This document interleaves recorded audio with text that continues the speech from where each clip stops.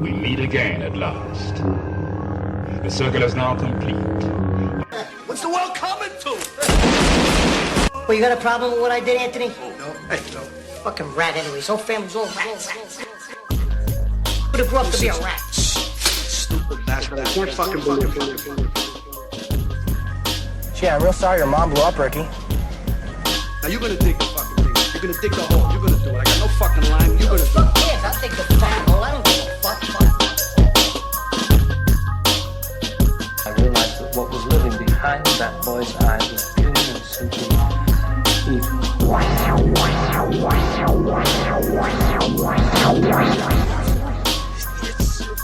Jesus Christ. Mister, you okay in there? Put some Vintage coffees around here someplace.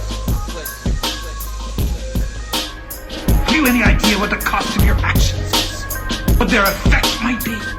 Or are you to give them hope? What do you give them? We give them happiness.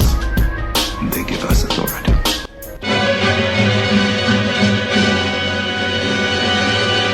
Groovy. Welcome back to another episode of the Cinephellas podcast. I'm Henry Hill, and on today's episode I had a conversation with Steve Byrne, the writer and director of The Opening Act, which hits theaters, video on demand, and digital on October 16th. Steve is a stand-up comedian and wanted to make a film about starting out in comedy and working his way up to become a featured performer. The film stars a number of well-known comedians, including Jimmy O. Yang, Bill Burr, and Cedric the Entertainer. We hope you enjoy the conversation we had with Steve, and thank you for your support.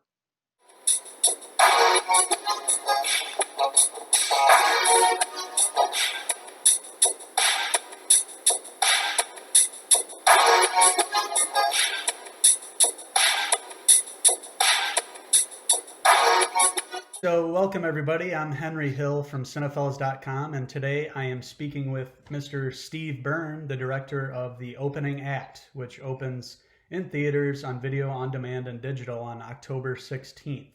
Steve, thanks for taking the time to speak with me today. I appreciate it. You got it, Bo. Thanks for having me. Definitely. Okay, so yeah, I was able to obtain a screener for the film, and I watched it yesterday. And I really enjoyed the film. You did a great job with it. It was very easy watch. It was very enjoyable to take in, and I really loved following the main character, Will Chu, played by Jimmy O. Yang. I had a great time with it. Loved the cast. Wow. Yeah. Well, thank you so much. It's always it's always a little nerve-wracking. The heart rate spikes when it's like I obtained a screener, I saw the film. And you hear the drum roll in your head. You're like, please, God, let this go well. But thank you so much, man. That really means a lot. It's my first go-round, so appreciate it. Yeah, you're very welcome. So, yeah, I listen to a lot of podcasts while I'm working overnight. I work as a medical laboratory scientist by night. Jesus Christ. Yeah. I got to sue my parents. That's great. Right. So, yeah, I'm very familiar with a lot of the comedians in the cast. I actually remember listening to Bill Burr's Monday Morning Podcast. I want to say a couple years ago, it might be more like a year and a half, but you were the guest on a show. So I'm kind of familiar with you too. Oh, sweet. Thank you. Yeah, sure. Obviously, you know Bill Burr quite well, and I'm assuming most of your cast you've done sets with over the years as a stand-up. Is that right? Yeah. After you've done this for me, it's 23 years. When I first got started in stand-up, if I was a freshman in high school, Bill Burr would have been a sophomore. So we've known each other for a very long time. Yeah. And after a while, you just kind of meet everybody. It's rare that you haven't at least met somebody that's involved in comedy along the way. So, a lot of almost everybody you saw in the cast was literally just me picking up the phone, going, hey, would you be in LA for a day on this date? Would you like to come and do a movie? And they all said yes, fortunately, thank God. It's good to have friends like that. Yeah, for sure. It was a true blessing. And the great thing about casting all the comics, and that was a decision we made early on with all the peripheral characters that Will meets over the course of this weekend. Do we go actors? Do we go comics and actors? And I just, we all collectively, Vince Vaughn and Peter Billingsley and I said, we should cast comics. And I made a strong case for the fact that I don't have to explain to comedians who this character is that they'd be playing because they've experienced this on the road. And it was so true when Russell Peters, Eliza Schlesinger, and Brooks Wheelan show up for the radio scene. Mm-hmm. I didn't have to explain to them anything. They're like, "Oh, we've been here. Yeah, perfect." Absolutely. Yeah, it felt really authentic, and I think you made the wise choice there to cast, actual stand-ups. It definitely lent authenticity to the film and worked out really well, I thought. Could you sort of tell me how you got the idea for the movie and how it came together, like initially, and seeing it through? Sure, yeah. When my sitcom had gone off the air, Sullivan and Son, look, my phone was never ringing when it was on the air. It definitely wasn't ringing when I was off the air. So I just thought, once again, the only way I'm going to be involved in this industry, I guess, is if I put pen to paper. And I was on the road again, performing in comedy clubs, eating chicken fingers and mozzarella sticks and drinking whiskey. And I just thought, what's the one thing I want to see? What's the one thing, if I was to invest my time in, if it actually came to fruition, I'd be excited about?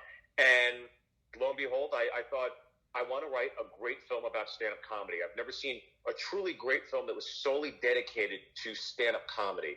Because even like The Big Sick, he was playing a character that was a comedian, but that was not the focus of the film, Right. So that was really the gist of it for me. And I put pen to paper, and everything that happened in the film has happened to me once Will Chu hits the road. All those incidents, the trailer park, the bachelorette party, the radio station, the conversations in the diner, that's all me. I've been Will Chu, I've been Chris Palmer, and currently I am Billy G. So I embody all three of those characters. That's awesome. Yeah, that's another question I was going to ask you. So like I was telling you, I listen to a lot of podcasts, and my favorite ones are from your colleagues, Rogan, Bill Burr, Joey Diaz, Fighter and the Kid, Andrew Santino, Bobby Lee, Theo Von. Those are the kind of guys I listen to, and they talk about what happens in the film. They talk about the journey from, starting out and struggling, basically, trying to get some minutes to get up on stage and perform the material, work it out, and, trying not to bomb in the process. But if they do bomb, you kind of get up there again the next day and tough it out, and you got to have resiliency. And so I was going to ask you if your experiences influenced the film, and that's obvious that they did from what you just said. Yeah, it was very cathartic, and once a lot of the comics that were in the film saw the film, I had the same conversation with each one of them as soon as they finished it. Like Bill Burr and Segura, it was like a blueprint. They called me up. I love the film. It's so authentic. You brought up so many horrible memories that I thought it was past, and now you brought them back up into my life. I got to go see my therapist. So I heard that repeatedly from the cast, and that truly made me feel, proud, because I was like, this isn't just a film. This isn't just an opportunity for me. It's a real chance to showcase our profession and represent it in a very grounded, true, realistic, and also humorous fashion. And so to know that my fellow comics that have been through these same experiences, although they might be different, they bombed on the radio. They've been caught up, with nothing good happens after midnight on the road. And to know that they give their seal of approval, that to me almost meant everything. I was like, okay, I think we might have pulled this off. Yeah, definitely. One thing that I wanted to mention from the film, one of the comedians that I wasn't too familiar with, I knew him from SNL, but they don't ever really give him the limelight. He's sort of like a, background guy, is Alex Moffat. And I thought he did a great job as sort of Will's, cohort in the film. He kind of stays at his house when they're on the road there, and he's sort of his buddy during the film, his wingman. So I liked his character a lot. I thought he was funny, wherever. Yeah, Moffat is an amazing actor, and obviously a great comic and great comic actor. When I was casting the film and it was going, I reached out to Colin Jost, and he and I are good friends, and he recommended Alex Moffat, someone that maybe wasn't on my radar. And the minute Colin told me about him, I went and saw an independent film he did years ago, I think called like Uncle John or something like that. And he was fantastic in it. And I fought tooth and nail for him because he doesn't have like a social media footprint, and, maybe he's not the breakout star of SNL just yet. And that could happen at any moment. But man, he steals the movie for me. He just, from day one, just killed it. audiences have constantly loved them in test screenings, and I'm really, really, I just feel fortunate and blessed that those three main characters, from Jimmy O Yang to Alex Moffat to Cedric the Entertainer, that's the foundation of our film, and all three of them just knocked out of the park. Yeah, I agree. Yep. Like I said, I really had a good time watching it, and it was because all the people on the screen were authentic, and they gave really great performances. I felt for each one of them and their journeys. Sweet. Yeah, I was going to ask you, did you have a veteran mentor like Will Chu had in the film with Billy G, played by Cedric the Entertainer? Who was when you were coming up? Did you have like one specific guy, maybe like a veteran comedian that sort of took you under their wing?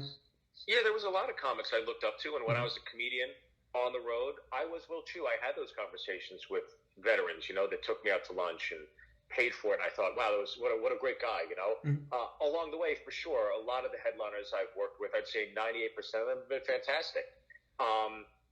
The character Billy G, though, is an amalgamation of me, all the experiences I've had, and certainly it's named after Billy Gardell, Billy G. So Billy G is named after Billy Gardell, who's on Mike and Molly, Bob Loves Abishola. I got to tour with him for a while on a Jameson whiskey tour, and he's the one comic that, even while I was a headliner, I learned how to be a headliner from him. And he would sprinkle nuggets of knowledge all the time amongst being a great hang. But he was the one that told me the line, and it stuck in my head like a one-hit wonder. And it was the line in the movie that's, I used to think when I was younger, I had to make the audience laugh so that I feel good. Now I know I make the audience laugh so I feel good. It's the best job in the world. And that always stayed with me. And when I was writing the script, I had initially wrote Billy G as the headliner. And then as soon as I got to those diner scenes, that was the first thing I thought of. I was like, got to put that in. So, yeah, definitely Gardell. Okay, I see. Thanks for clarifying that for me. Yeah. How has the COVID crisis affected you personally? Were you actively doing stand-up up until the pandemic hit, or had you been busy putting the film together, getting it into its final product that it's at now? No, the film was pretty much done. We were just kind of waiting for it to, it was going to premiere at the Just for Laughs Festival in Montreal in July. Then that didn't happen. Then it was going to premiere in Toronto, and that didn't happen. And it was just like, all right, let's put this out. So I was actively touring. But the crazy thing is that before I left, my daughter's 8, and she's finally at the age now where she's a lot more aware than when she was at 5 or 6. And so she gets a lot more emotional, I should say, when I have to leave to go on the road. Mm-hmm. And, I'm working 40 weeks a year, and she got really emotional the last week before quarantine. And she was crying and hysterical and crying at the window. And as a father, you just want to throw your car in park and run inside and say, screw it, I'm not going on the road, I'm going to stay here. But of course, you got to keep the lights on. And then literally I come off the road, my daughter gives me a big hug, my son gives me a big hug, and then the quarantine hits, I'm stuck at home, and maybe 3 weeks in, I'm like, Olivia, what fucking fountain did you throw a coin in and ripple the universe and ruin the global economy? Because you got your wish, I'm home, honey. So yeah. That's how it's been. But it's been great because I've gotten to really focus in on the film and the release of the film, and I got to spend a ton of time with my family. It's been a blessing. That's excellent. Yeah, I can imagine, especially being a stand-up comedian, being on the road a lot. Just listening to some of the guys that I listen to, they have all talked about, they're finally home for an extended period of time, and so a lot of them haven't gotten a break, in a long time. So to be home with their families, that's been a blessing. So kind of recharges the batteries too. A lot of your fellow comedians, and I think you as well are going to have some stand-up dates coming up here post. Not sure. post-COVID. I'm hoping to get back to work in November. That's when my dates are picked back up. So hopefully that'll be the case. We'll see what happens. Ultimately, I think with food shortages, a recession, the economy, the election coming up, racial tension at all-time highs. Like, governors across this country need to know that now more than ever, comedy is truly an essential business because people want a release from all this fucking bullshit that's going on. It's crazy out there. Yeah, for sure. I'd say, yep, sports and comedy have been a savior for me. Just, being able to take my mind off what's going on every day in the news. It's kind of, makes you feel bad for everything going on. You're seeing all this heartbreak, but then I get to listen to you guys and laugh, and then it makes a big difference. So that's awesome. Yeah, definitely. And with your stand-up, I hope in the future, once we get everything opened up, that I'll be able to see you. I live sort of close to St. Louis, Missouri, so if you're ever in my area, I'll definitely buy a ticket and come see you for sure. For sure. Well, congrats to your Blues, I guess, a year or two ago. That was an amazing run. Yeah. It sucks what happened this year, but man, you guys got it. I know. Yep. Finally got one, so we'll take it for sure. I'm also a Chicago fan. I'm a Cubs fan. I used to live in northern Illinois, so I also have the Chicago. That's blasphemy in St. Louis. I know. I moved on to. I'm actually in central Illinois, but it's closer to St. Louis here, so it's sort of. It's like living in Los Angeles and telling somebody you're a Republican. You better watch out. You don't want to get shivved. I know. Yeah, it's about 50-50. Like when I go in work and I have a Cubs pin on my badge. Either people hate you or they love you. Depending on if they're Cardinals fans or not. But whatever. Great. Yeah, you sort of take it. So, yeah, Steve. Okay, well, I really want to thank you for your time. Thanks for calling me. And I'm really glad we got to chat. It was very interesting. Like I said, I really enjoyed this film. It was a great look into what you guys do on a daily basis and how you guys come up, and you're resilient. You gotta eat a lot of shit on stage and keep at it. But that should have been the title of the film. Yeah, exactly right. That would have been great. Where were you when I needed you? Sorry. Well, right. you have my number now. In the future, if you do another film. All right. Best to you and your family. Thanks so much for taking the time. And, hey, thanks for watching the film. I really appreciate it. It means a lot to me. Absolutely. And, we're at Cinephellas.com. So I'll tag you on Twitter when we get this up, this interview posted. And we'll encourage all the listeners to check out The Opening Act, which is in theaters, on video on demand, and digital next Friday, October 16th. Steve, it's been a blast, man. Thank you for talking to me again. Go Cubs, go. Oh, yeah, thank you. Go Cubs, go. All right, Steve. Have a good one, man. Bye. Bye.